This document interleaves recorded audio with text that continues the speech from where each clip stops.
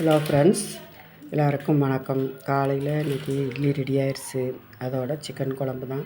Chicken சீக்கிரமே எடுத்து வந்து காலை சாப்பாட்டுக்கும் சிக்கன் குழம்பு வச்சு ரெடி ஆயிடுச்சு. இட்லி சாப்பாடு ரெடி ஆயிடுச்சு. அதை முடிச்சுட்டு மதியத்துக்கு மட்டும் சாதம் வைக்கலான்ட்டு. சில நேரத்தில் சிக்கன் எடுக்கிறப்போ மட்டன் எடுக்கிறப்போ இந்த நான்வெஜ்னால் கொஞ்சம் வேலையும் கொஞ்சம் என்ன காலையில் கொஞ்சம் 11 மணி வரை வேலை இருக்கும். அப்புறம் வந்து சீக்கிரமாக முடிஞ்சிடும் வேலை.